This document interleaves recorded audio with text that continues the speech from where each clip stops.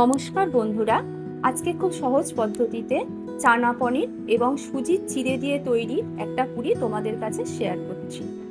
এরপর 3টে টমেটোকে 3-4 টুকরো ছোট ছোট করে কেটে একটু কাশ্মীরি লঙ্কা দিয়ে মিক্সিতে পেস্ট করে নিলাম। একটা হামানদিস্তার মধ্যে একটা গোটা কাঁচা লঙ্কা, কিছুটা পরিমাণ আদা দিয়ে ভালো করে ওটা থেতো করে সরিয়ে রাখবো। এরপর একটা গোটা আলুকে খোসা ছাড়িয়ে ছোট ছোট টুকরো করে নেব।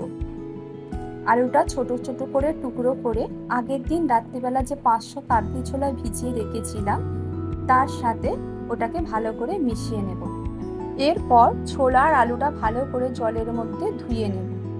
ধুয়ে গ্যাসের মধ্যে একটা প্রেসার বসিয়ে প্রেসারেতে কাবলি ছোলাটা দিয়ে ওর মধ্যে 2টো তেজপাতা, 1 চামচ হলুদ, কিছুটা কাশ্মীরি লঙ্কার গুঁড়ো, অল্প লাল লঙ্কার গুঁড়ো, কিছুটা নুন আর অল্প পরিমাণ বেকিং সোডা ও 2 চামচের মতো সর্ষের তেল দিয়ে প্রেসারের ঢাকনা দিয়ে প্রেসারে 4টে সিটি তুলে নেব। এরপর একটা কড়া বসিয়ে কড়ার মধ্যে কিছু পরিমাণ সাদা তেল দিয়ে আগে থেকে ভিজিয়ে রেখে দিয়েছিলাম গরম জলে কিছুটা পনির নুন মাখিয়ে, সেটা ছেঁকে নিয়ে সামান্য চিনি মাখিয়ে 10 মিনিট রেখে দিয়েছিলাম। সেই পনিরগুলো ওই তেলে হালকা লাল লাল করে ভেজে তুলে নেব।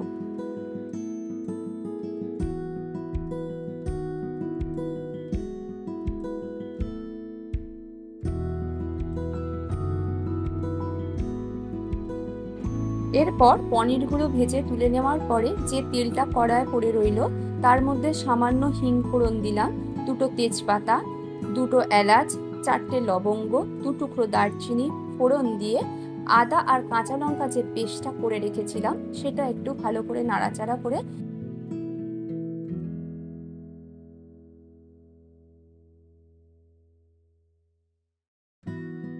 এরপর আদাটা ভাজা ভাজা হয়ে এলে 1 চামচের মতো গোটা জিরে ওই ফোড়নের মধ্যে দিয়ে একটু নাড়াচাড়া করে টমেটোমের যে পেস্টটা করে রেখেছিলাম সেই টমেটোমের পেস্টটা দিয়ে সামান্য নুন ও 2 চামচ ধনে গুঁড়ো, 2 চামচ জিরে গুঁড়ো, 2 চামচ কাশ্মীরি লঙ্কার গুঁড়ো, সামান্য ঝাল লঙ্কার গুঁড়ো ও 2 চামচ হলুদ দিয়ে ভালো করে মশলাটা ভাজা ভাজা করে নেব।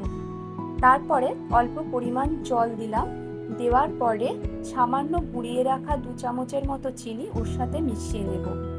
এরপর ভালো করে ওটাকে ভেজে নিয়ে হাফ কাপের মতো টক দই ওই মশলাটার সাথে মিশিয়ে নেব।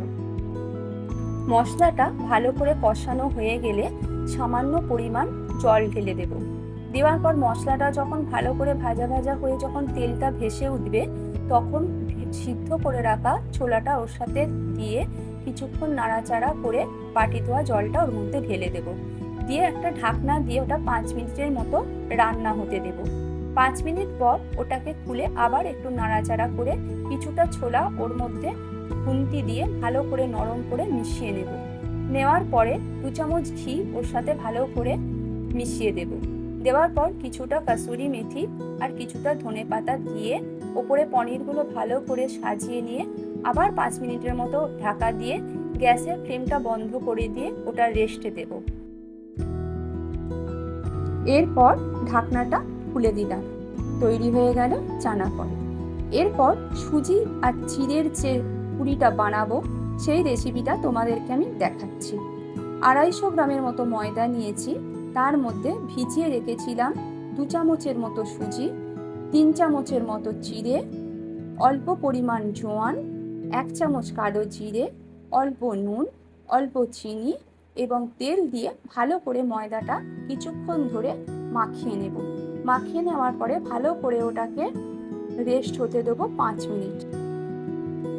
এরপর ময়দা থেকে লেচিগুলো কেটে নিয়ে গোল গোল করে বেলে নেব।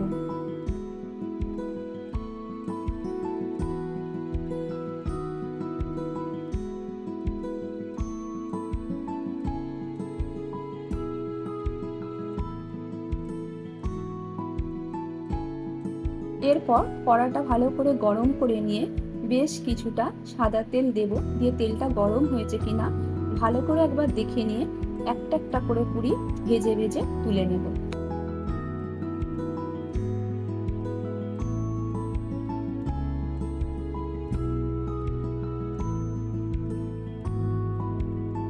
এইভাবে সমস্ত পুরিগুলো একটা একটা করে ভেজে তুলে নেব।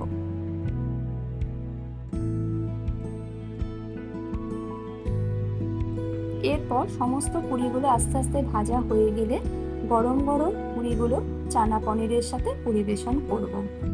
যদি আমার এই রান্নার রেসিপি দুটি ভালো লেগে থাকে তাহলে অবশ্যই লাইক, শেয়ার, সাবস্ক্রাইব করবে।